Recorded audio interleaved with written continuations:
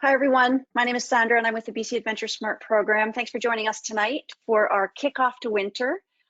We've been having a good time the last couple of weeks celebrating winter really before it starts and getting all of us ready for whatever we love to do, however we like to slide and play in the snow. The last week we did a snowmobile series like this. We had some great guests there. We did a backcountry touring one, which was great for skiers and split boarders. We just did a snowshoe one on Tuesday, which is really cool. Lots of attendance there, great questions, lots of good conversations.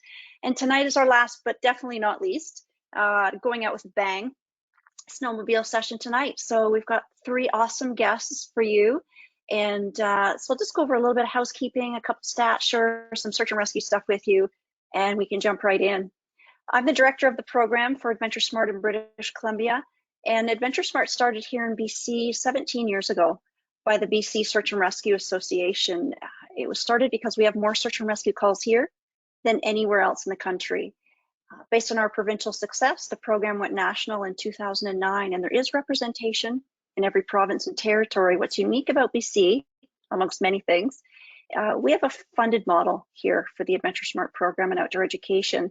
That's through the provincial government, Emergency Management BC, to the BC Search and Rescue Association, and then to us. Our team consists of passionate outdoor enthusiasts, and tonight we have one of them with us. That's our tech support behind the scenes. Her name is Natasha. She's also our assistant coordinator. Natasha's going to run the go-to system here. You're on mute and your camera's off, and she'll be able to help you with your questions. You can toss them in the chat anytime, and we will give you chances to ask those questions and her to read them to our guests after each guest goes through. I'm grateful to be joining you tonight from the traditional territory of the Coast Salish people. I'm grateful for you joining us here because this helps you in your adventures, but it also helps our search and rescue volunteers, which we have 3,000 of in BC. Not sure if you knew we had that many. 2,500 of them are full-time members, and 500 of them are members in training, or also known as MITs. There's 79 search and rescue groups in the province of British Columbia, and every year, right now, they respond to almost 2,000 search and rescue calls a year. Again, that's more than anywhere else in the country. So it's pretty important that we have this program here, that you've joined us to get informed before you go outdoors. It's a great place to start before you hit the snow. And like I said, we've been having a good time the last couple of weeks to kick off the season. And we've been doing it with fun things like giveaways and door prizes. And one of those is you're automatically entered just for joining us tonight to win an AST course from AvaWare, which is Backcountry Avalanche Aware, and that was donated to us from them, which we're really grateful for. So you're in the draw. You didn't have to do anything but attend and stick around for the show tonight, and you're good to go. Super. So we have 3 special guests. We've got tech support behind the scenes, myself here to introduce everyone and host this evening. Thanks again. Sit back, relax, hope you're comfortable. Maybe have a bowl of popcorn, maybe a beer, feet up on the couch under the blanket, and you're good to go. So we're going to start off with our own little Stoke video, and then we can jump right in, and I'll introduce our first guest after a little poll question. So we're going to watch a little video here, and then away we go.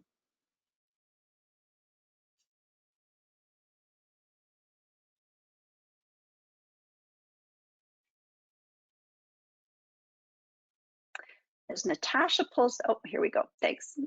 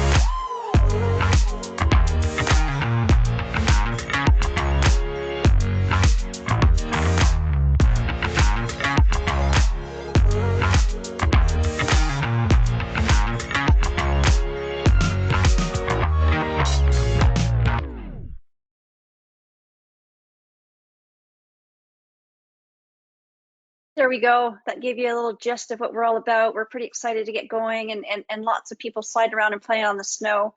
It's what we're here to do. So before our first guest, we had a question for you. I'm curious if Natasha can pull up this first question, and it gives us a gist of who's in the audience, who's out there. If we were all in person, I'd be asking the same things. We'd raise some hands, we'd have some conversations before, during, and after. So as you know, we have to do it differently. We're curious of what level of backcountry enthusiast you are.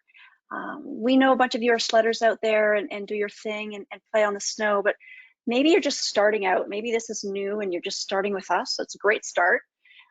Maybe not so much infrequent, just once in a while when you can, maybe 3 to 5 times a winter. You just kind of get out there and have a good time doing it just a handful of times, or maybe you get to go every weekend. Maybe you make yourself get a plan with your friends and you set yourself up for weekend adventures. We know our guests head out a lot. We know our team head out quite a bit whenever we can, but we know there's a lot of different level of users out there, and the search and rescue subjects that are rescued are often unaware of their terrain, the situation, risk management. So we're curious about our audience tonight.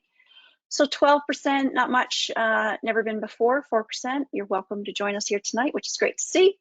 And maybe 3 to 5 times a winter, which is pretty good. You still get out there, it's awesome. And quite a few of you get out every weekend. Good for you. That's super to know. So that helps our guests. And why don't I introduce our first one on that note? We've got 2 more poll questions coming down the pipe too. Julianne Chapman is an awesome leader. She's full of smiles, has one of the best smiles I've seen around. And snowmobiling has been a passion of Julianne since she was a little girl growing up on the east coast of Canada, sledding with her family. Julianne from She Shreds Mountain Adventures moved to the mountains of BC about 18 years ago, and since then her passion for snowmobiling has just blossomed and boomed. She loves to share her passion with people and decided to start She Shreds about 10 years ago. Teaching women how to progress in the sport is an awesome way to mentor all of us who love to spend time out there on the machines, and she's had fun doing it. Bringing men and women on adventures into the backcountry has brought her to some of the most beautiful, pristine places in the world. She's got operations happening out of Pemberton, and Nelson. She also travels extensively through Revelstoke, Golden, Pemberton, Nelson, and Valemount. If you like the snow, the mountains, and snowmobiling, you will definitely like Julianne. Julianne, you're welcome to turn your camera on and join us here at our BC AdventureSmart virtual table. There we go. Awesome. So we can see your screen, and there she is. Hi, how you doing? Thanks for having me, Sandra, and the whole crew at BC AdventureSmart. It's been so nice to see BC AdventureSmart blossom over the years. Started off so small, and here you guys are just taking the lead with backcountry safety on all parameters, not just snowmobiling, you know, snowshoeing, skiing, all that kind of stuff. So it's really nice that you guys are putting in some time and taking a little pressure off of search and rescue, and hopefully making less calls out there for everyone. It's pretty awesome. Thanks, Julianne. We appreciate your support. It's all yours. Awesome. Well, thanks everybody for coming in and joining in on my safety presentation here with snowmobiling. When I started, I want to say like 16 years ago, it wasn't, there was no guidelines. It was the cowboy backcountry, you know, use at your own risk, which it still is, use at your own risk. But the resources that everybody has these days is so nice, and you guys are, it's easy to line yourself up for success these days. And that's part of the reason why I started She Shreds back in the day. I learned the tough way. I had a great group of guys, because you could really only count how many women were in the backcountry on snowmobiles with one hand at that time. And they, you know, they made sure I was safe. They took me under their wing and they took care of me. But at the same time, it was a rude awakening. I had one of my friends, Dan Treadway, get buried, and he's a big mentor of mine. He's one of the guys that took me under my wing and helped me out with sponsors and, you know, all that kind of stuff. And so when this happened, it was an aha moment for me to realize, holy, I've got to get my, pardon my language, my shit together, because I don't even know how to use a transceiver. I don't even know how to find somebody on the snow during an avalanche. And so I'm gonna turn on the turn my table to the tech girl behind the scenes, and she's gonna share the video of Dan getting buried. And this was my aha moment that told me I need to get some knowledge.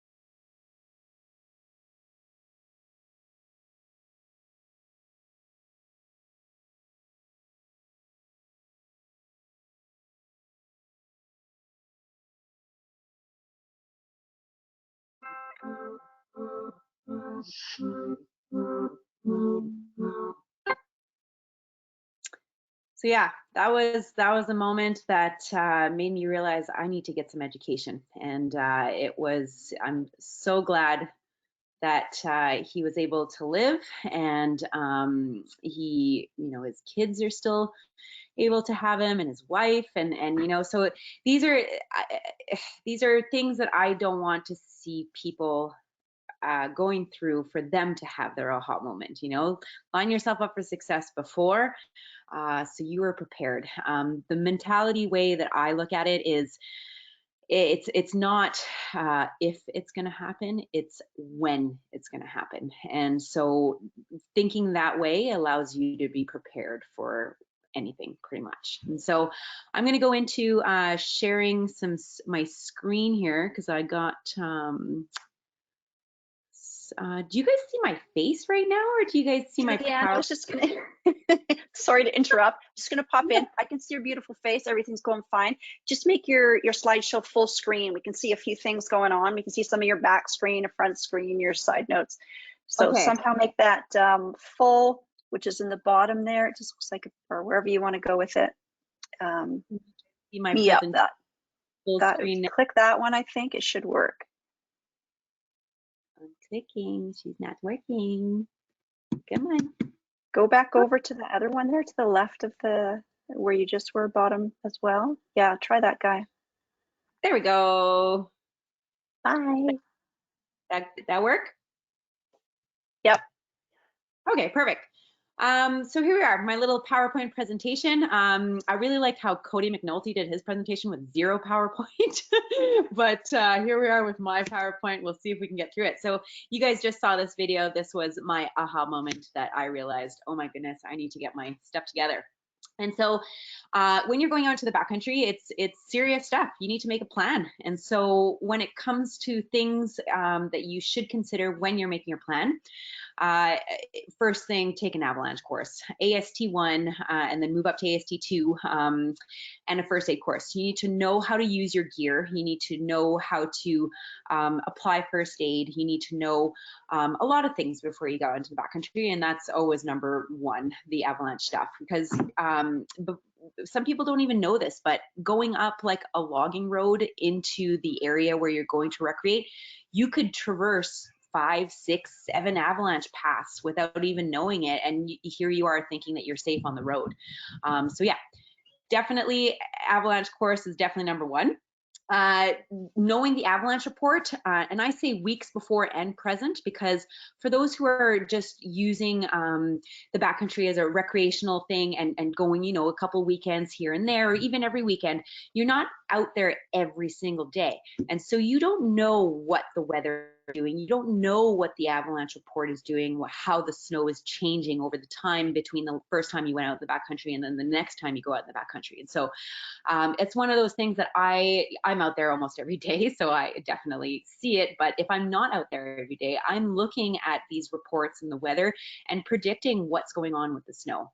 And so you can help yourself make a plan knowing what the snow and the weather is doing. And we're going to talk about that later on in the presentation. Having the proper gear, we're also going to be going over this later on in the presentation. Communications, we are also going to be going over this later on. Mapping overview, so knowing the terrain before you go into it, we're going to go over this as well. Knowing your group and their abilities, their gear, knowing what everybody has. And then I say human factors. So within a group, you know, there's always the one guy who's always the one getting in trouble and getting stuck in creeks and, you know, going until the sun comes down, until the sun goes down. And, you know, there's always that one person that's just a little bit more risky than everybody else. And then there's usually hopefully that one person that's, you know, the safety person and the one who's, you know, is more cautious and that kind of stuff. And so knowing your group and the gear that each people carry and the human factors that play within your group will allow you to make decisions before, during, and, you know, after, whether you need to learn from something or whatever. But yeah, knowing your group and their abilities is huge. Talk about this over beers the night before you guys go out, if you don't know each other. But if you do know each other, that's the best case scenario, because then you get to really know each person in the group. You can almost read their minds with their decision making, and you get to, you know, travel a little bit faster once you know your group and that kind of stuff, because you guys you get to make these decisions together on a normal basis, and so you tend to get a little bit quicker at that kind of stuff as you ride in the backcountry together. And then for the higher user group, so like professionals that are out there, you know, hucking and filming, or non-recreational riders, which meaning people that are not just going out there once every month or twice a month, but people that are out there, you know, 5 days a week and stuff, have a higher level safety plan. These people are more risk taking. They definitely have more experience in the backcountry, and they're willing to take a little bit more risk usually. And so having a higher level of safety plan is definitely something that I suggest to, you know, pros and people that are out filming and stuff. If a helicopter can't come, you are responsible for getting your crew out. And so yeah, just having the right gear, toboggan down at the truck, or, you know, an oxygen tank in the truck, you know, that kind of stuff. And just being prepared and having a higher level safety plan is definitely necessary when you're using the backcountry a lot more than the general recreational person.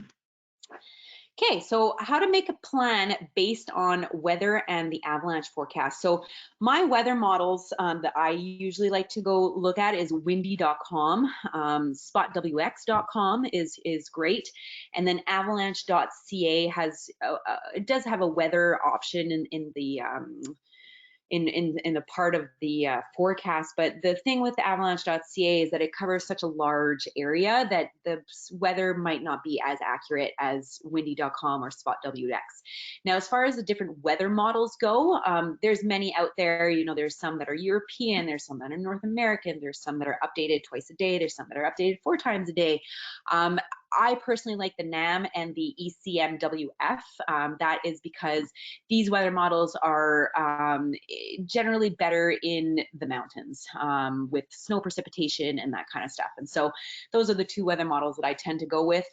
When you're in windy and spot WX, you have to select the weather model that you want to view your weather forecast in. And so highly suggest those two weather models if you're living in the mountains for more of an accurate description. And then the Avalanche report.ca, avalanche.ca, and then making a plan based on both. So I'm just going to exit out of here, and I'm just going to share my big screen here. And I'm going to go to windy, and I'm just going to say, you know, let's pretend we're in Pemberton, BC tomorrow. Let's do a little search. Come on. And then you can see at the bottom here, I've got the ECMWF selected. I want Pemberton. Come on, let's go. Of course. Let's see if anything, here we go. There we go. Okay, so let's say I want to go out in the backcountry tomorrow in Pemberton. Tomorrow's Friday. I see full overcast all day long. I see snow all day long. I see cold all day long. And then I'm going to go over to avalanche.ca, and then I'm going to go over to the sea to sky forecast for tomorrow. And then I'm going to go, I'm just going to go down, and then I'm looking for tomorrow, so moderate, low, but the trend is going up into Saturday and Sunday, meaning my bet is that there's going to be more snow loading. But the main concern is more Saturday. So tomorrow, let's say, you know, moderate in the alpine, moderate in the tree line, and low below tree line. Now, because of the weather, I won't be able to see anything, so I'm definitely not going to be going into the alpine. And the trend is getting worse throughout as time goes by, so that's going to be a factor of decision too. And so just by looking at these two things, I can tell you right away my plan for tomorrow. I haven't even looked at the problems, I haven't even looked at the details, but my plan tomorrow is to stay pretty close to where I can see. I'm not going to be going into the alpine, and probably stick to low angled stuff because the snow is falling throughout the day and the conditions are getting gnarlier throughout the day. And so, yeah, you can make a very basic plan in 2 minutes by looking at the weather and by looking at the avalanche forecast. And so make your plan based on those two things. Let's say there's a storm rolling in halfway through the day, but the first part of the day is super sunny. Now, I'm not going to punch super far first thing in the morning because I know there's a big forecast coming in with snow and low visibility. So the probability of getting back to where I want to be, which is home, is going to be a little bit lower if I plan to punch through. I mean, GPS will definitely help, but then you can't see the visual risks, you know, that kind of stuff. And so, yeah, making a plan based on the weather and the forecast is huge. Ways to stay safe while out in the field. So signs of instability with the snowpack. So collapsing snow, whoomps, which is like a sound the snow does when you put pressure on top. It's like it almost feels like it's giving out from underneath you. Cracks in the snow, you know, and you can see these things and hear these things just going up the logging road. You don't even need to be out in the alpine or in the higher of elevations to be able to start seeing these signs of instability. And so if you're seeing these things at low elevation, then that's a red flag right there. So just be careful, you know, as you're going up the road. Test small, gentle slopes before proceeding to bigger ones. I unfortunately did not give this video to our tech girl, so I'm not sure if this is going to play. We're gonna try it. If it's just choppy and blocky, it's only 14 seconds, so I hope it's okay. So, but where I'm going with this is test a small slope in the same aspect that you plan on riding that day. And so let's say there was a big windstorm the night before, which in this video is exactly what happened. There was a lot of wind and there was blue skies the next day. The pressure was on. We had a filmer. I had a drop that I wanted to do, but I said to myself, you know what? There's been so much wind in the alpine. I'm just going to test a little feature just to see if anything happens. And if it does, then I'm not going to be hitting this feature today because it's too dangerous. So this is exactly what happened here. I'm just going to play that.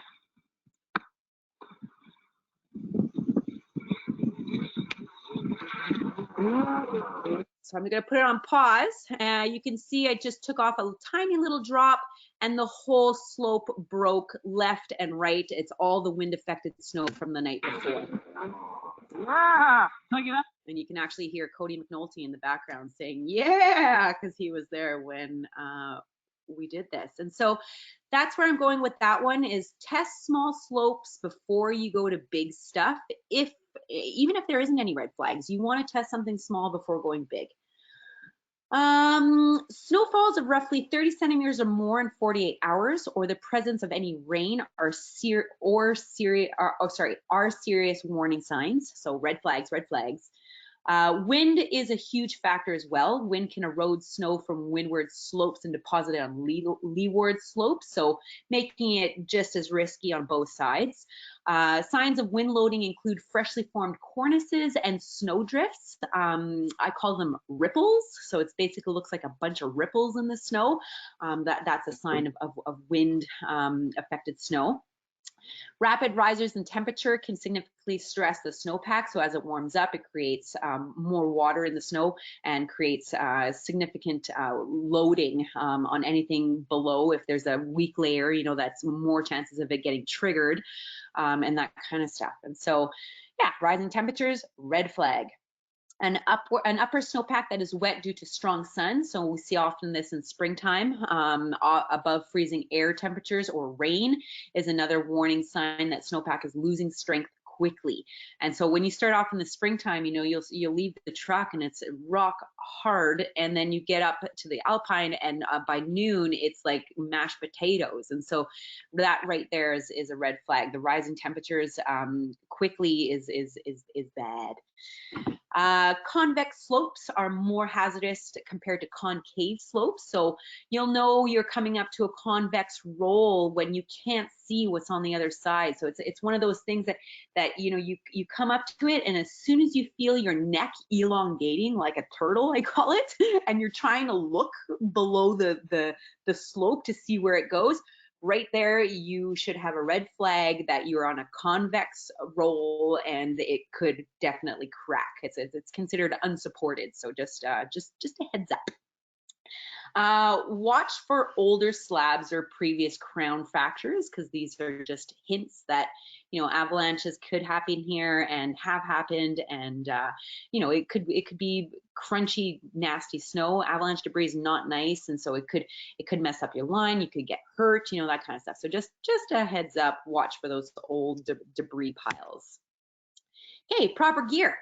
Getting out in the backcountry. So this is what I have in my backpack and in my tunnel bag. So we're gonna start down here on the bottom right. We've got the Avalanche Pack here. We've got the probe, the shovel, and then the transceiver is on my body. I've got a bunch of food over here. So it's good stuff, not high sugar, so nuts, proteins, you know, fig bars, that kind of stuff. So good stuff that gives you energy, but doesn't allow you to crash like chocolate bars do and stuff like that. You can't really see my survival kit and what's in it, but basically I've got some sort of signal device. I've got a whistle. I also have a whistle attached to my jacket that is easily accessible if I end up in a tree well. I've got ways to start fires, so not just one way. I've got 4 different ways to start fires in case stuff gets wet. You know, waterproof matches still break, you know, that kind of stuff. So I've got a lighter, I've got I've got 2 lighters, sorry, waterproof matches, and I've got flints.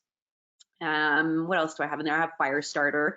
Fire starter can be multiple different things. It can be a tampon that you dip into your gas tank. It could be dryer lint. It can be, I actually have a piece of, I call it Nicky wood. I have a faller buddy of mine who fell a super old cedar tree, and he nicked out the middle of the cedar tree that is just condensed with this sap that even if this piece of wood gets wet, it still lights because of the sap. So carry a bunch of really good stuff to stay alive, staying alive. Oh yeah, you see my tampon right here and my lighters.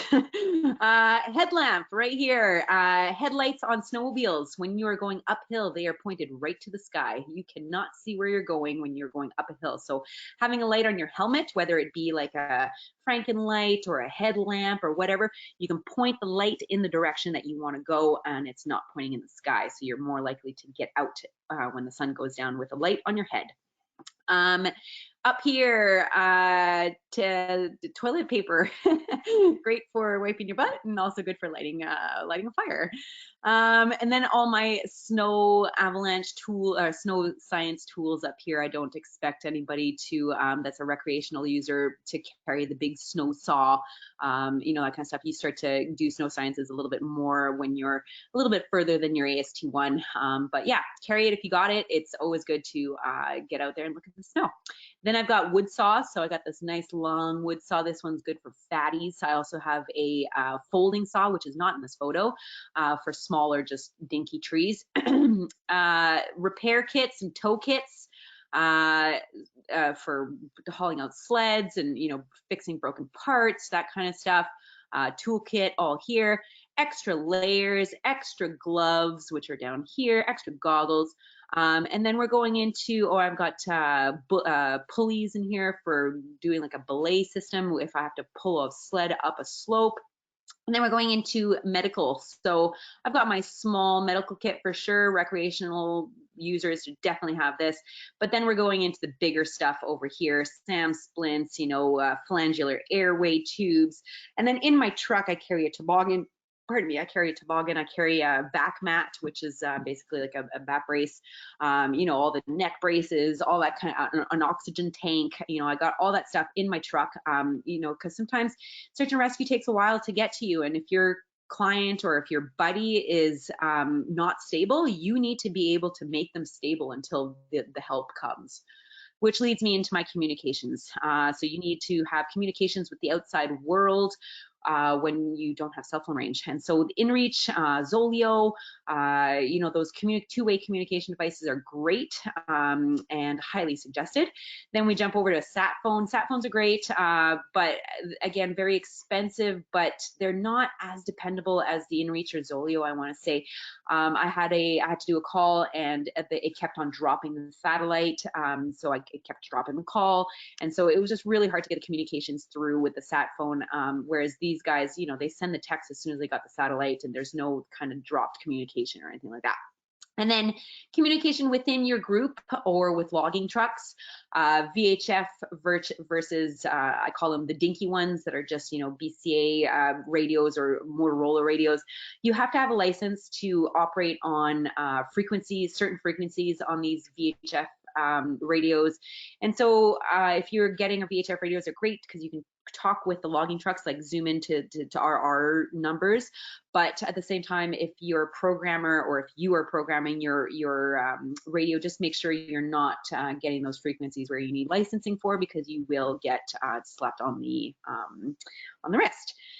And then basic stuff too, you know, like a bivy sack is great for multiple things, keeping warm, keeping an injured person warm. It's also good for building a shelter if you have to spend the night, you know, that kind of stuff. And the extra parts, you know, yeah, a whole bunch of, I carry brake levers. Anyways, long story short, a whole whackload list. If anybody's interested in this list, I have it written out and I can happily share it with you, so we can move on here. I talked about the satellite communication devices. Always good to have reserve power. So in case your battery is dying mid-conversation, you want to be able to charge her back up. The two-way radios I talked about. Letting someone know your plan, so your location, where point A, point B that you're going, your time in, time out, who's in your group, maybe give the contact to who's in your group to this person that is not in the backcountry that day. So you want to give it to, you know, your grandma that's at home watching TV, and you want to make sure she doesn't go to bed at 6 p.m. because you want to make sure your grandma calls search and rescue if you're not out by 7 p.m., you know, that kind of stuff. So pick and choose these people that you're telling who you're going out with and your plan, because you want to make sure that they're your lifeline. If you're not coming out, they're checking in on you. Comms with rescue. So let's say you do have to make a call. The first thing you have to do is give subject details. So the age, the gender, allergies, vitals, what happened, what's going on with that person. And then you have to keep giving them an update on vitals to monitor if they have any deterioration with their vitals and how they're doing. Are they stable? Are they not stable? If a helicopter is able to get you, you want to make sure that you have at least 100 foot by 100 foot landing area.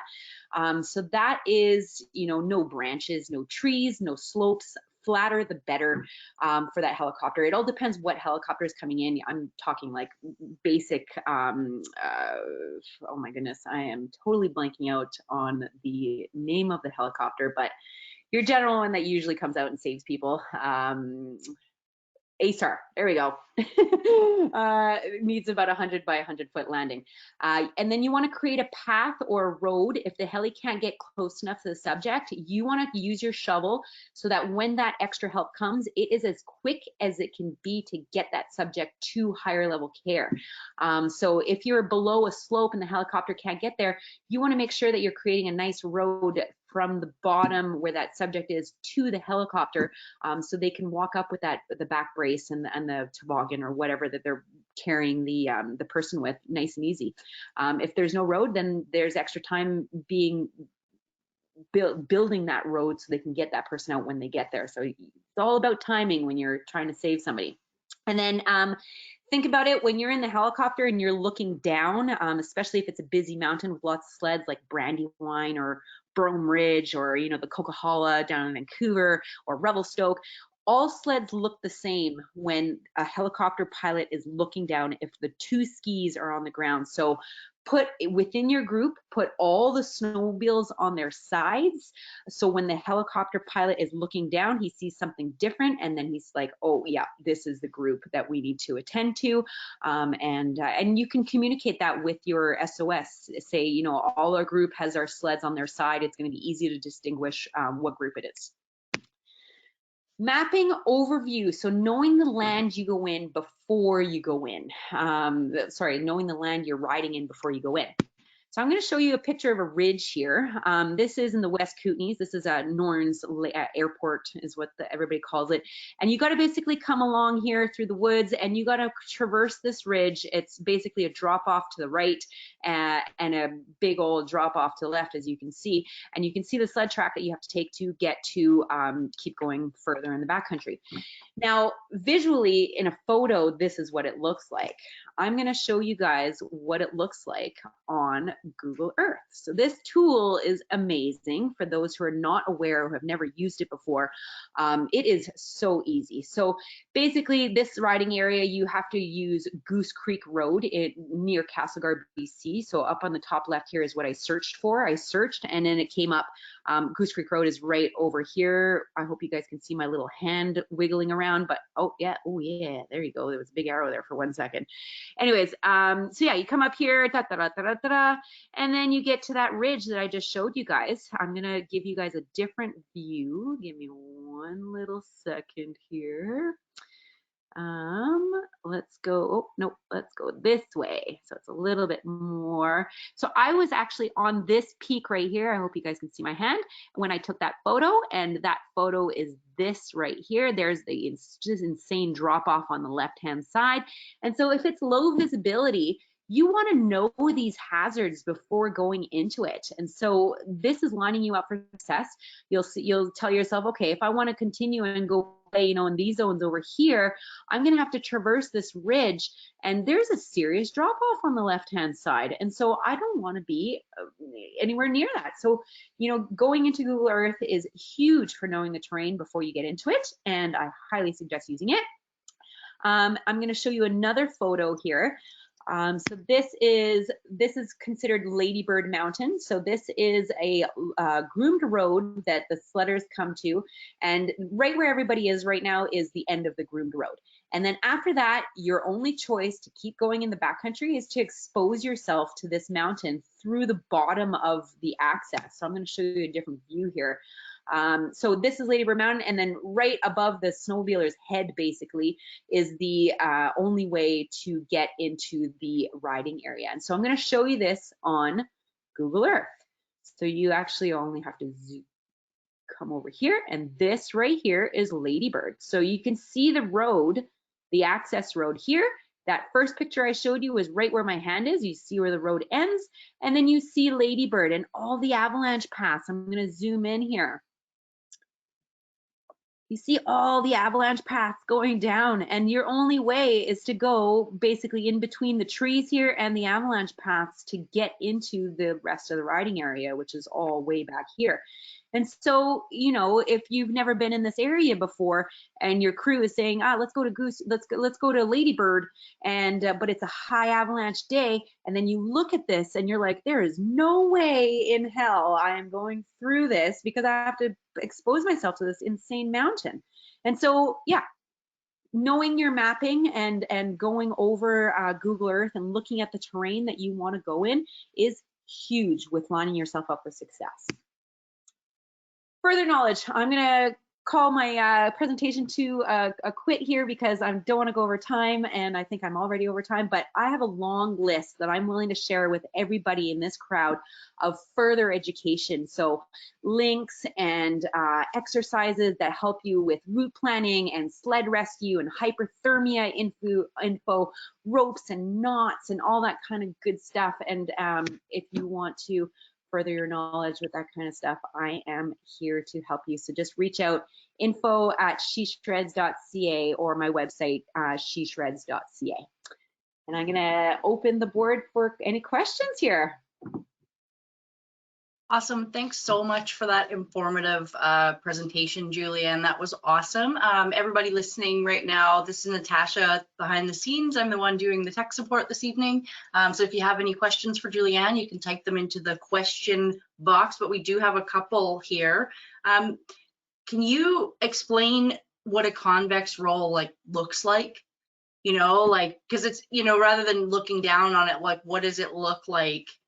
Yeah, so I'm gonna just draw it on a piece of paper so I can do it nice and quick here. Let's do it over here. So it's basically a roll, a convex roll. So it's looks like this. So this is where the snowmobiler would be. And usually you're tempted to go downhill to do some sweet powder cars, but when you're coming just to this roll here, that's when your neck comes out and you're like, can I see over? And I can't, no, oh, I must be on a concave roll. So that is concave, and then convex is just the opposite. So it's like a inwards. Right. Bad. Cool. And then another great question. How do you train for sledding? Like, is there courses? Do you go to the gym? Like, what do you do to train? Yeah, so to like get the stamina.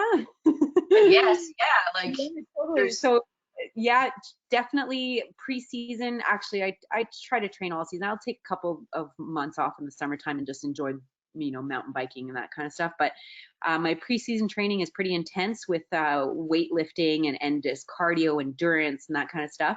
But riding a sled has a lot to do with finesse and just you know, zoning in on some skills. It's not all strength. And so if you're training your body, you definitely recuperate a little faster.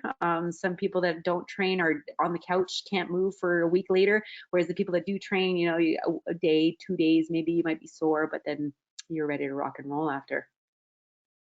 Awesome. And another great question. Are your clients usually younger, older, like groups of women, families? Who do you teach? Yeah, when I first started, it was women only, and it was usually younger women. And over the years, especially in the last, like, I want to say 6 years, like the oldest I've taught was a 68-year-old man, and he killed it. And so awesome. It's during COVID, I'm noticing a lot more couples and families. Unfortunately, insurance doesn't allow for super young kids to come out. They have to have their driver's license and that kind of stuff. And so, yeah, insurance is kind of limiting when it comes to children and snowmobile clinics that we teach. But yeah, the demographics have changed. A lot more couples and all ages, like as young as 16 and as old as I said, 68. Oh, that's so awesome to hear, you know, such a wide range of people getting out and getting into the sport. It's super cool. I've had a couple dabbles with them. The snowmobile one definitely versus me, but I'm happy to ever get out there again and try it for sure. Well, we want to say thank you so much, Julianne, for your time this evening and this great presentation and for joining us. Yeah, thank you so much again. Thanks for having me. Thanks, Julianne. It was awesome to see you, awesome to listen. I could just sit here all night and listen to what you have to say. It was great to go through your list. All that gear looked exciting. Most of us are here tonight, probably are gearheads and have a room full of it too. Hopefully she gave you some good tips on that. That was awesome. And as we roll into the next section here, I just wanted to talk a little bit about it because Julianne really talked about planning and research and figuring out where you can go, when you can go, should you go. We can help with that too. And if you haven't already downloaded our AdventureSmart Trip Plan app, it's free of charge. It's super, super easy. It's on the website and it's easily accessible. And it allows you to make that plan if you're not too sure what that looks like. You can just fill in the fields and leave that, like Julianne said, with a trusted emergency contact. That needs to be someone who knows you, knows where you're going, what you're doing, and understands their role as that contact in the emergency. They need to know if they can't reach you, if you're not back by the times you said, they need to phone 911 and ask for police. The police will create that task with a tasking number from the government, and then that goes to search and rescue. So there's a bit of a process before search and rescue are even notified. That's thanks to you, your plan, your trip plan, your emergency contact, RCMP, then SAR, then they muster and start to do their thing. Julianne didn't mention, but I'd like to. She's part of Castlegar Search and Rescue, and she's one of the 3,000 volunteers we've got in BC. So she wears a few hats, permanent hat head. We have another question for you. Here's a poll for you. Natasha, if you could pull up the next one. We're curious what type of backcountry enthusiast you are. We know we all like to slide on the snow somehow, but do you ski, do you snowshoe, do you hike, microspike, split board? We've tossed in a different question here. We're curious what else you do outside of sledding. We know there's a variety of activities we can do on the snow, and we know tonight not all of you are just sledders. We know you do a few other things. So what else do you like to do? Because as we do these other activities, this type of planning, avalanche awareness, getting some snow safety into your brain before you do whatever you do on the snow is important. It's not just for snowmobiling, even though that's really our focus tonight. But we'd like to see what else you do. I know a bunch of us here, we do some different things too, all seasons. I have 2 kids. My son is 23 and my daughter is 20, and my third child is my mountain bike, actually. So I like to say that I spend a lot of time with that third child, as my other 2 are a little bit older, and we get out there when we can. So all of us, actually, and that's great. So once Natasha's pulled all this together, we can all check out what we all like to do. So we've got some skiers in the crowd. Snowshoeing's taken off in the last 10 years. It's absolutely nuts, 10, 15 years. Hiking with microspikes, that's my preference on the hard pack surface. It's easy to get around, and some split boarders. Right on, that's cool. Thanks for playing our game. Okay, let's jump into our next guest. And if you stick around to the end, we do have a great door prize for you. I'm gonna share little bits and pieces about it as we go through. It is from Backcountry Access.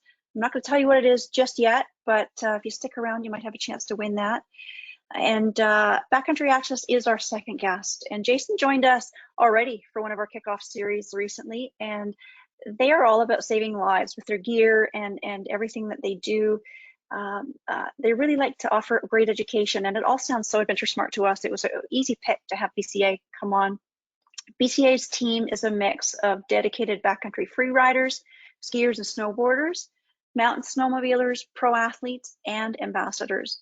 One of those ambassadors is Jason, who's here with us tonight. He has 20 years under his belt with K2 Sports, Atlas Snowshoes, Tub Snowshoes, Backcountry Access, of course, and he's here to fill your ear all about transceivers, shovels, and probes. He's an avid skier, mountain biker, and a huge lover of hot dogs, which is a good thing. Okay, Jason, we'd love to see your, there we go, awesome. Okay, the stage is yours, and thanks for coming back to join us. We appreciate your time. My pleasure. Thank you, Sandra. Thanks, Natasha. Thanks, everyone. AdventureSmart. It's great to talk to all you guys. I just wanted to first say thank you, and I'm honored to be talking to all of you from the Fraser Valley. It's on the unceded traditional lands of the Katzie, Kwantlen, Matsqui, and Semiahmoo First Nations territory. Again, as Senator said, I've been with K2 since 2000, Bca since 2013. Really going to talk to you guys tonight about Bca Beacons. We'll talk about the airbag, answer some questions at the end. Hopefully I can get it all to you guys in time. Really, Bca is hyper-focused on snow safety. They've been around since 1994. Bca was founded by two backcountry skiers, Bruno and Edge, and their focus is really just wanting to make product that's safe in the backcountry. So in 1997, they came out with the very first digital beacon, the DTS. It was a 2-antenna beacon. It revolutionized companion rescue in the backcountry. So that was in 1997. In 2010, they came out with the Tracker 2, which was, I mean, the world's, I guess, leading triple antenna beacon. And then in 2013, they came out with the Tracker 3. And then a few new ones last year, they came out with the Tracker 4. And really the whole thing with that beacon is about companion rescue. Again, as the previous speaker said, we really want to research and train and practice and make the best decisions possible, but sometimes accidents happen and there's an avalanche and you need to find that person that's been buried, and really the beacon is the way to work to use that. And really, even when you talk to the Bca engineers, what's the #1 beacon? It's the one you're most practiced with. So you got to practice, train, and make the best decisions possible. So when they're designing the Bca beacons, they're really trying to make it as simple as possible, because simple is fast and fast saves lives. Because really, when there is that avalanche and there's those incidents, time is of the essence. Like your buddy's buried, you got to find him because they're suffocating, there's other trauma. You really have to make sure that you're finding them as quickly as possible. So really the key features with all three of the Bca beacons, so we look at the Tracker S, the Tracker 3, and the Tracker 4, they all use the same safety features. So every beacon works together. If it's the other brands and Bca, everything works together. Again, the #1 beacon is the one you're most practiced with. So the very first feature that Bca beacons have is we have a big LED display. So when you turn the device on, you're going to see that big LED display. So it's really easy to interpret that information in that critical situation. So we've got the big LED display. We also have directional arrows. So once you go to search mode, that arrow is going to tell you which way to go so that you're going the right direction to find that burial victim. So we've got the big LED display, the directional arrows. We also have a real-time display with the Bca beacons, so you can actually run with the device and it's constantly updating. So in that critical situation, you're running through that avalanche field, the Bca beacon is constantly updating and telling you how far you are away, because that time is of the essence.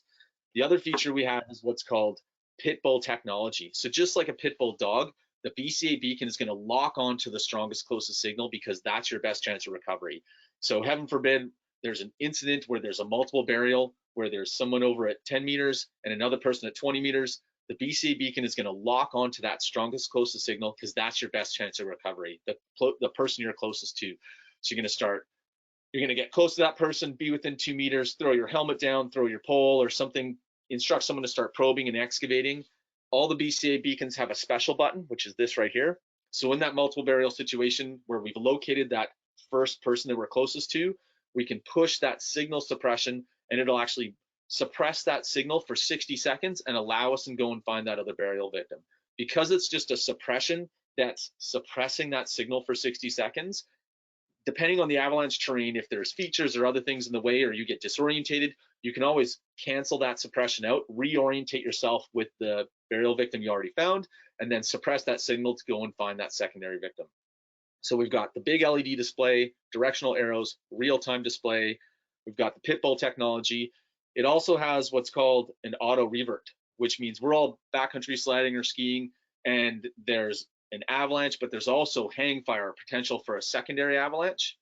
We can actually turn the device on into auto revert, and that means if I get caught in a secondary avalanche, the device is going to revert back to transmit so you guys can find me.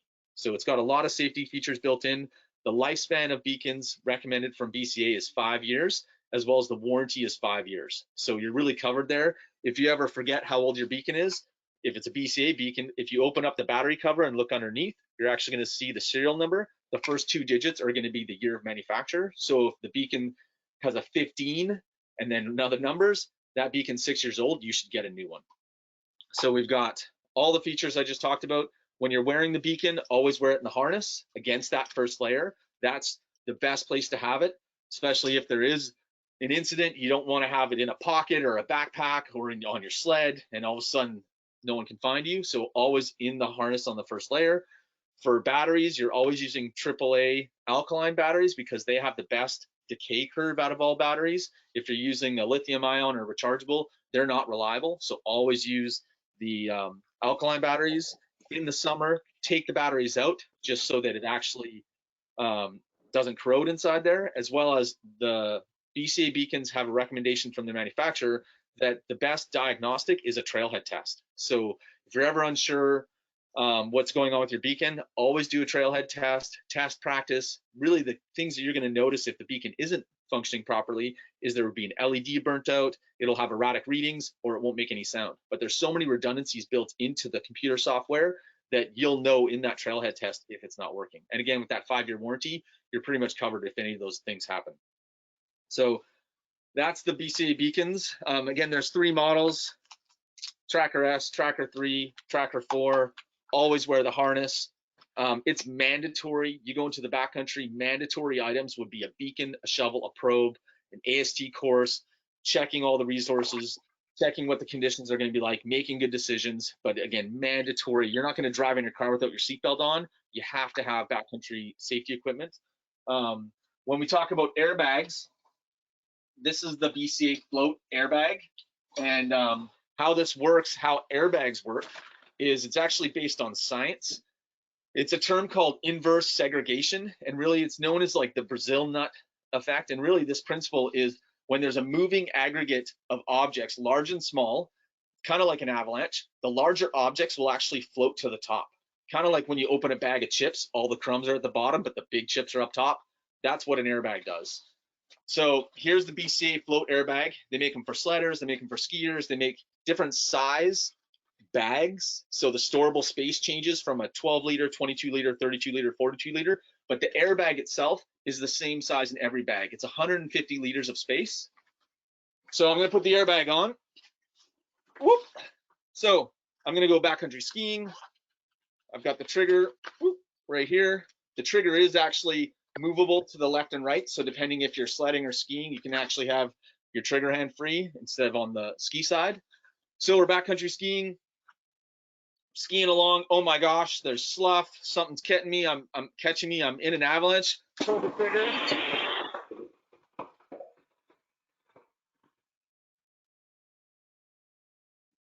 So that added volume, I don't know if you can hear me yet, it's still inflating. That added volume is what's going to make me float to the top and actually give me some space, because as that avalanche debris comes down, it's giving me space so I can actually have an air pocket to breathe and I'm not going to suffocate. So it's going to help float me to the top. It stays firm for about 2 hours. It's really just what's called a Venturi valve in the back. So it works with compressed air. Sorry, I'm knocking things around. There's a compressed air canister.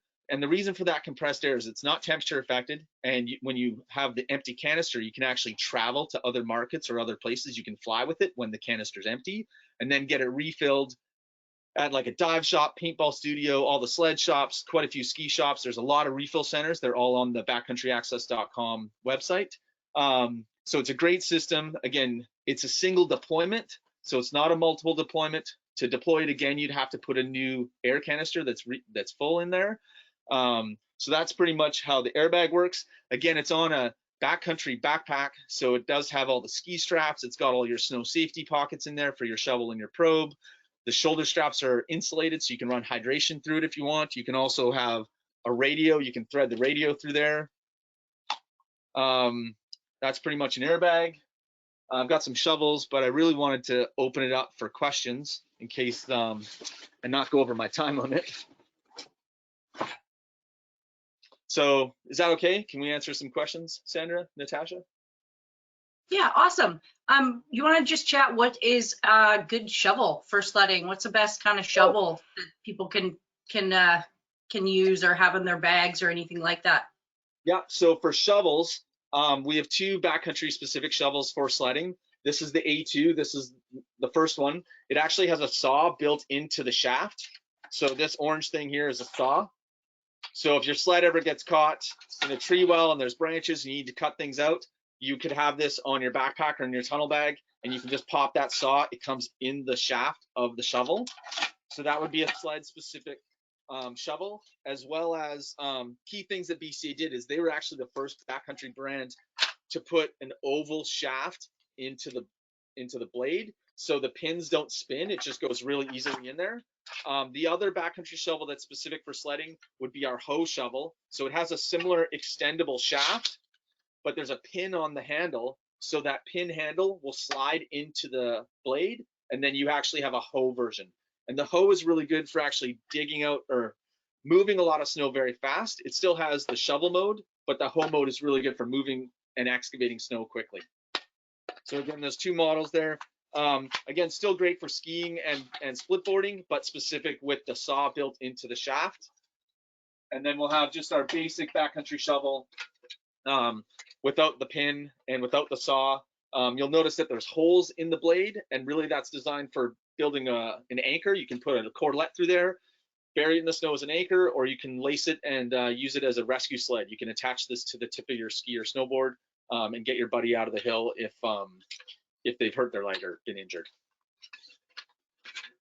Awesome. Yeah, thanks for that little rundown on shovels. And this is a good question from Robert. How long does the auto revert take to go back to transmit? So there's two different auto reverts. On the Tracker S, it's a 5-minute timer.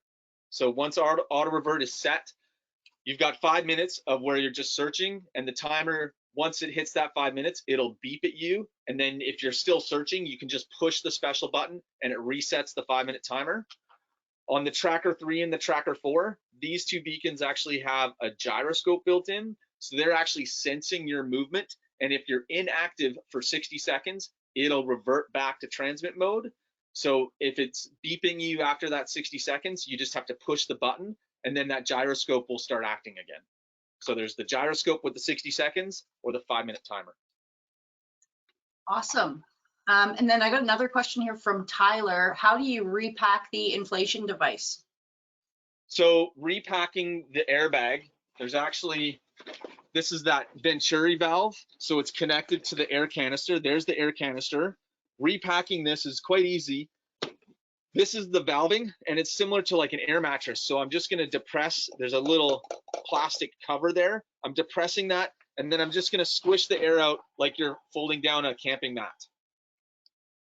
So that's how you'd repack it. And then there is instructions on how to fold the bag up. You don't roll the bag, you fold it on the lines. If you've ever tried to inflate an air mattress that's rolled, it's like impossible. So you really just want to fold the airbag back as it's per its instructions. And if you go to the BCA website, we have a great FAQ that has all the instructions and videos of how to reinstall the bags, how to inflate them, how to do everything. It's really good. Awesome. And one more question. This is really important. How far away should your transceiver be from your cell phone, or does it matter? So the recommendation from the manufacturer is to have a minimum of 30 centimeters away from all electronics.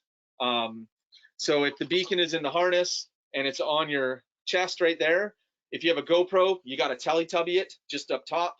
And for your cell phone, it should be in your pocket, minimum 30 centimeters away. That's the recommendation from the manufacturer. Great. One more question. From Allie, is the air canister good for just one use? Yeah, one use. And then you would take it to a refill center. They'll refill it with compressed air. So the air canister, you'll have it for multiple seasons, but it's only a single deployment. Oh, okay. Yeah, that makes sense. Awesome. Well, we don't have any more questions for you this evening. Thank you so much, Jason, for coming in and just dropping some knowledge on airbags and inflating an airbag for us. That was super, super cool to see that demo because I've never seen it in person. So thank you so much. My pleasure. Thank you. Thanks, everybody. Thanks, Jason. That was awesome again. It was great to see you a couple times in the last couple of weeks. So it was a great kickoff to winter from BCA. Thanks to Jason and spending his time with us. Right on. I made a few notes there, which is good. It's great to listen to these people and share their expertise. And our third guest is a great way to conclude our kickoff to winter, and we're quite excited. But before we jump into that, we're curious, what level of avalanche training do you have? We've talked a lot about Avi awareness. Julianne shared some incredible, captivating videos there at the beginning. Jason talked about all of this as well. So is this the beginning of your learning? Is it starting tonight with us, which is cool? Basic awareness, which is a great place to start, increase that level for you. Do you have Avalanche Skills Training 1? Do you have Avi 2? Is it a combo or above, on top of AST 1 and 2? This always gives us some really good insights on where you're at, and if it's beginning or if you're just adding to it.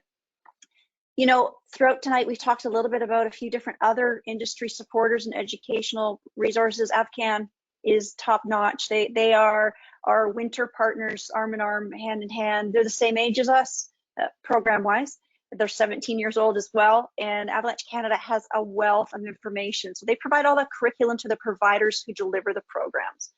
So that's good to know.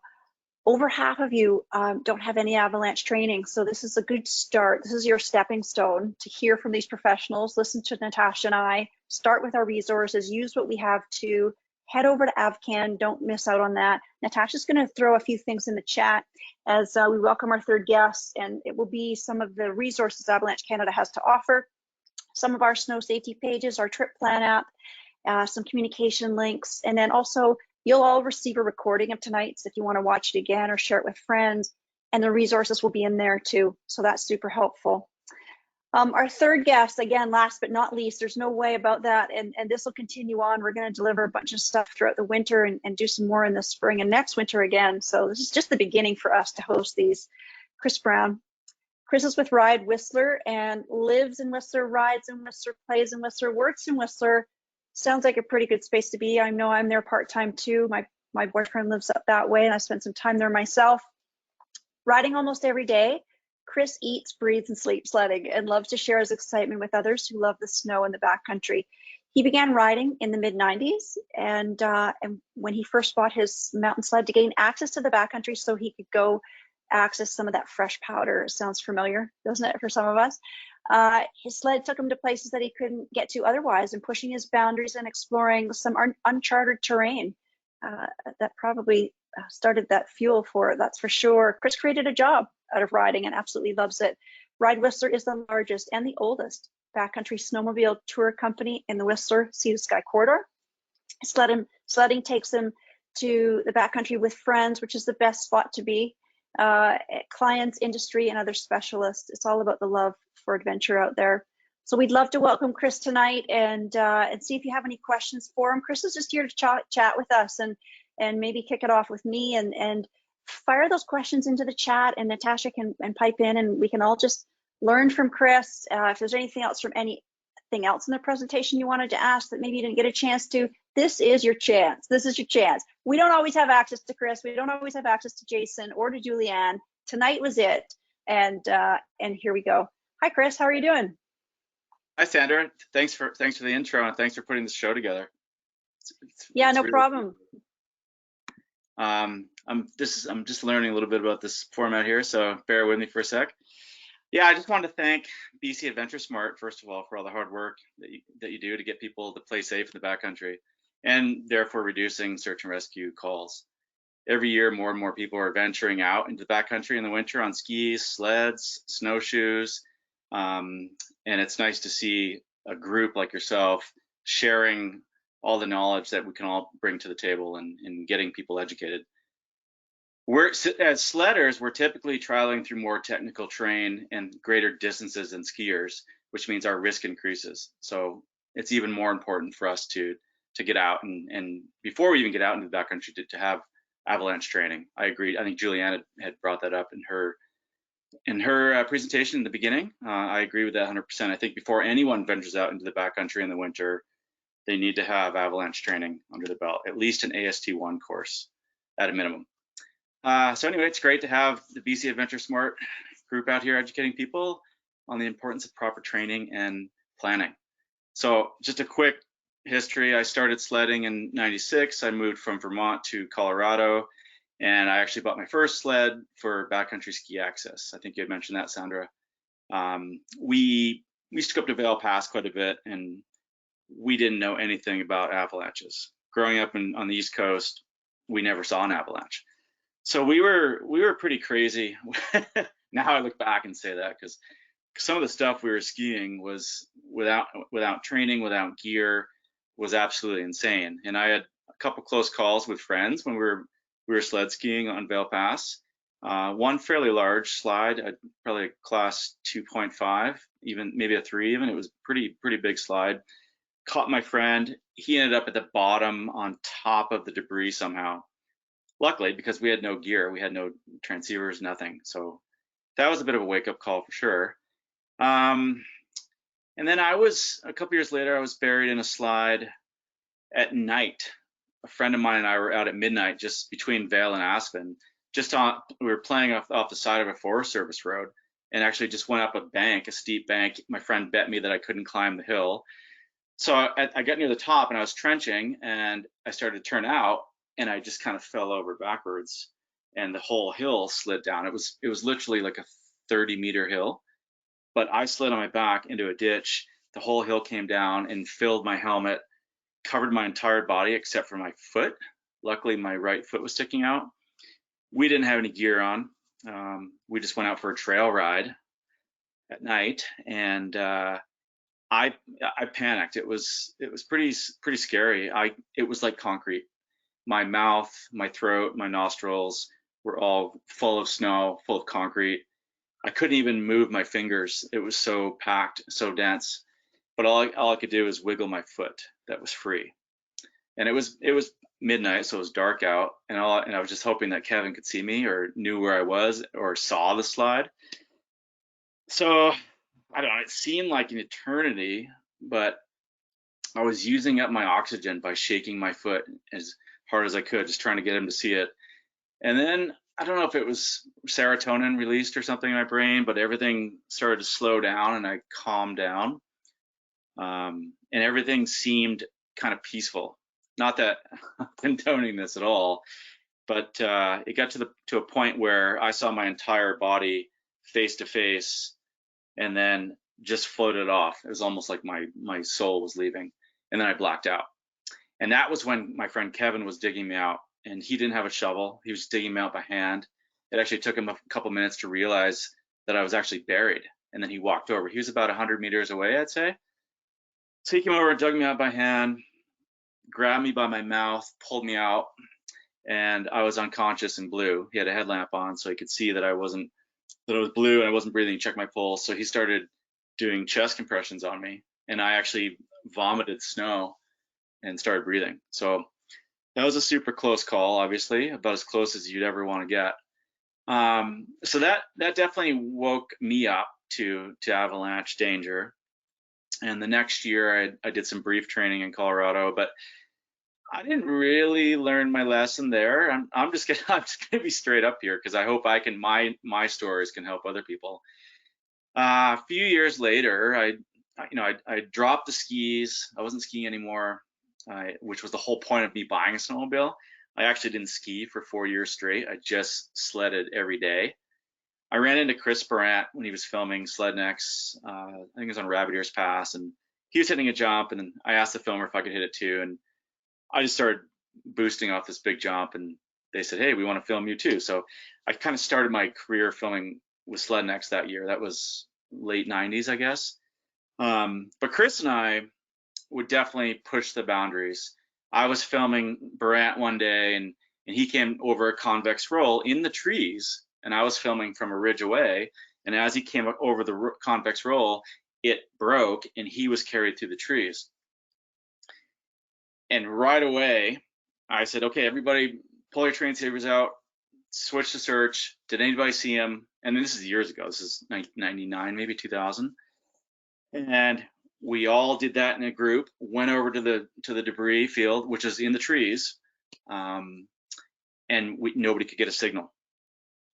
We couldn't get a signal, and I'd say about 10 minutes had gone by.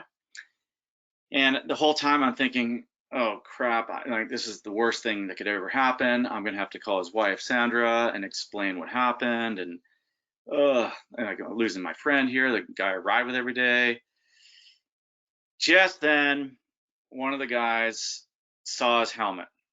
He had traveled through the trees under the snow, but then came to a rest with his head just out of the snow. But he had so much snow around his helmet and his hands weren't free that he was yelling to us, but we couldn't hear him because it was just so muffled.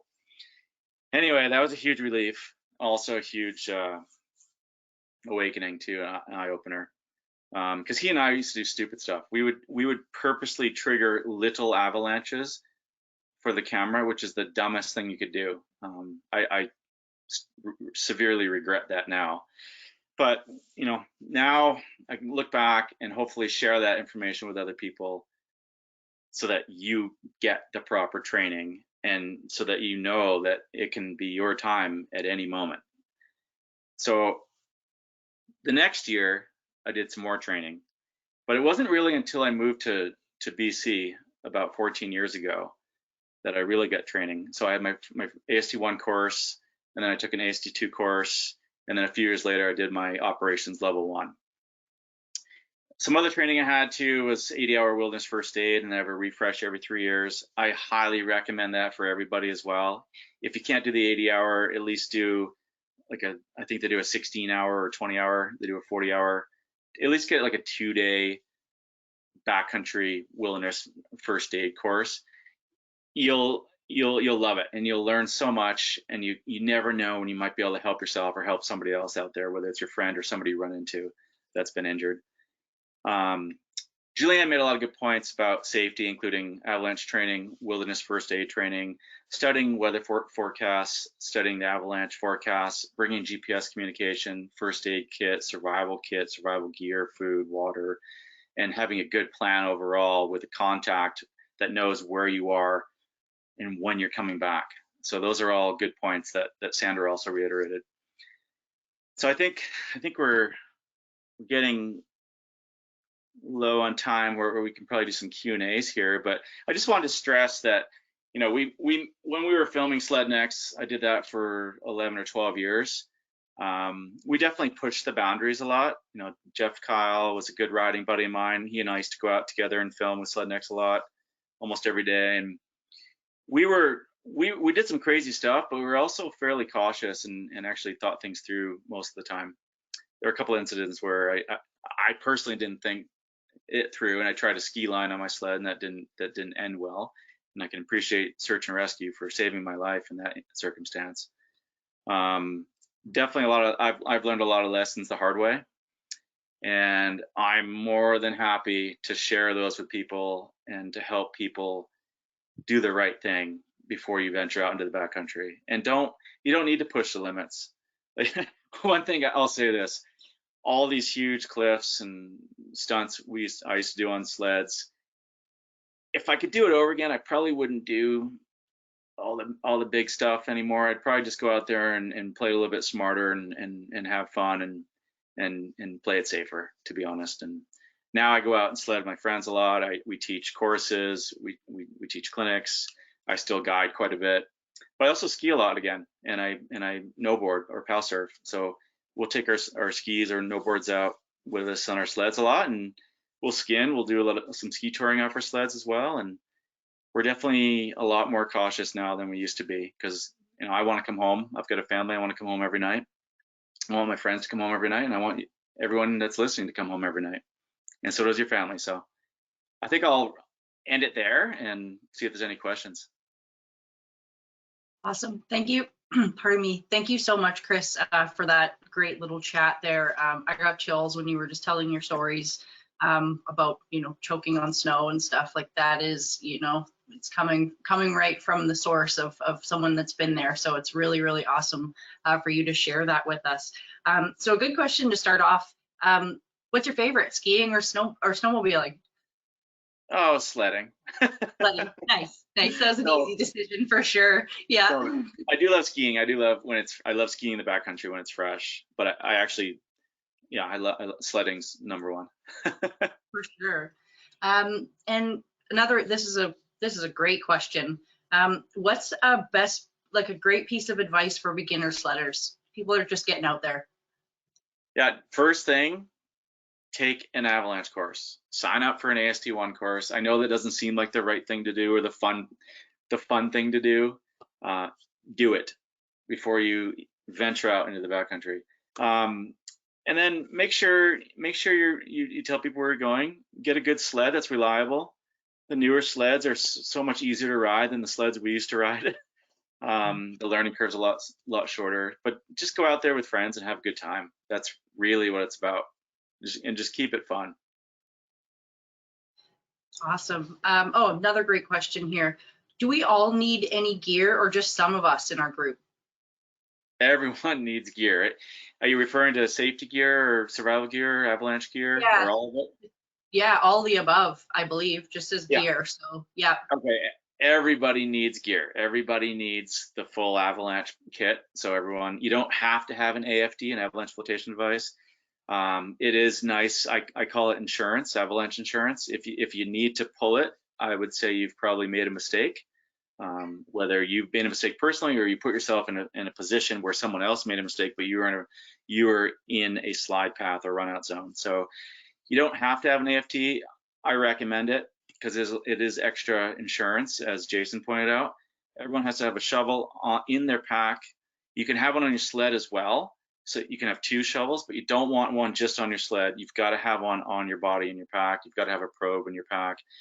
And like Julianne brought up as well as Jason, you've got to have your transceiver on your body, under your jacket, under your gear, so it can't get ripped off. But every single person has to have avalanche safety gear. Every single person should have survival gear, first aid kit. You never know. We've had times where, you know, I'm stuck by myself and nobody can get to me, so I'm up there for 30 or 40 minutes by myself. You never know where. Or I had a friend, Rene St. Ange. He unfortunately passed away in a creek. His sled flipped up over on top of him. He didn't. He actually suffocated, I believe. But you never know. And his friends looked for him, but it took, I think, 15 or 20 minutes to find him. So everybody's got to have all gear. Great. This is a good question from Tara. Is the wilderness first aid better than industrial or level 2? In my opinion, it is. If you're in the backcountry, the wilderness first aid teaches you a couple things. Teaches you ways to use what you have handy to treat the patient. But it's also, the biggest difference is with industrial first aid, you've got an ambulance X amount of minutes away. So you're calling 911 and you're with the patient for a pretty short period of time.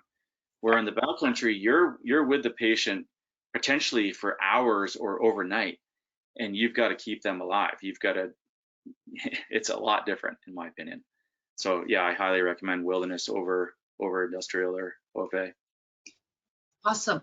And another good question. Can you describe a cornice? There's a lot of people here that don't have any avalanche training, so I don't even, maybe they don't even know what a cornice is and the dangers of it, which are pretty deadly. Yeah, so we already have cornices here. In the Alpine here, we've got 3 to 4.5 meters already here. So there's massive cornices built up here, which is crazy for this early in the season. But it's basically wind blowing snow. So snow drift, usually on a ridge line. So you've got a ridge line, let's use my phone. You've got a ridge line like this, and you've got snow blowing over the backside. And typically it's a fairly steep slope on one side, which would be the leeward slope. So the snow is blowing into that slope. And as it blows, it's a formation of snow called a cornice. So it's blowing over the edge and it just builds up and builds up. And now you've got this overhanging snow or cornice. And there's been a lot of accidents actually with snowmobilers or skiers where they get too close to the cornice or beyond where it's freestanding or floating.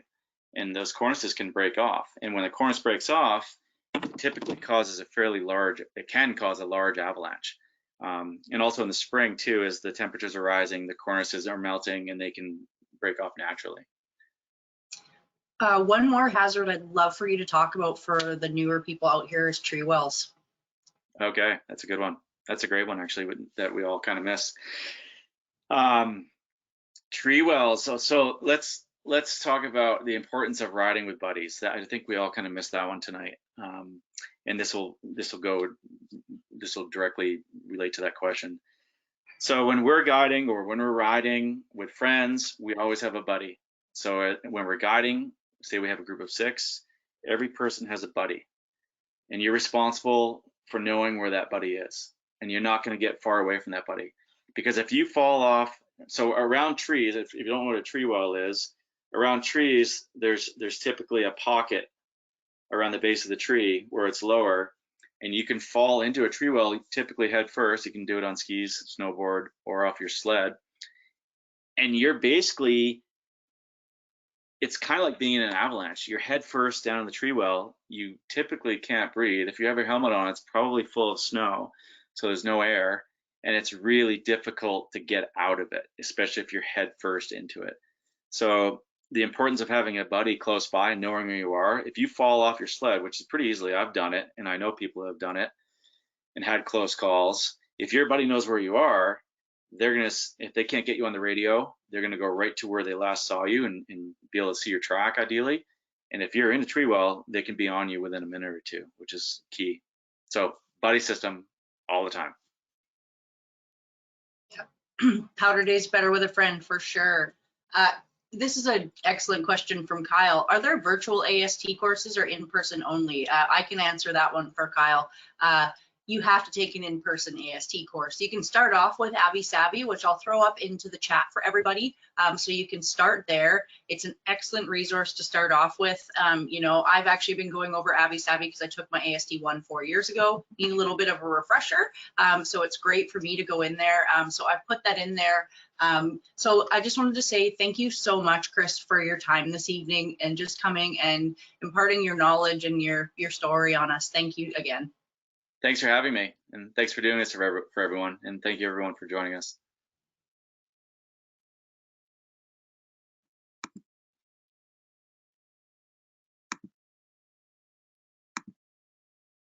Sandra, you're muted. Just a moment. I muted myself actually, so I'm talking away to myself. Thanks, Chris. It was awesome to see you and have you join us tonight. You know, we can go through all of this and show slideshows and decks and stuff, but just sit here and just listen to someone like Chris share a story, and to hear that firsthand from his experience and the feelings that I got, I know, listening to Chris, it really makes you think. It goes back to Julianne's video. It talks about gear you should have that Jason referenced, and it talks about stories of friends we still have, friends we may have lost. And it really needs to make us think of that risk management before we head out there. As we wrap up and we close for the night, just a couple things, because you stuck around till the end. So here's your chance. You have a chance to win a Backcountry Access Shifty urban backpack. That's what we've got here. It's worth $70. It's stylish and comfortable all at the same time. It's great for casual activities, cruising around town, wherever you live, big or small towns. Features a laptop sleeve, side pockets, and front organizational pocket, and an accessory loop. So that's our door prize tonight. So get your fingers ready. You have to answer a skill testing question. The question has something to do with tonight's presentation.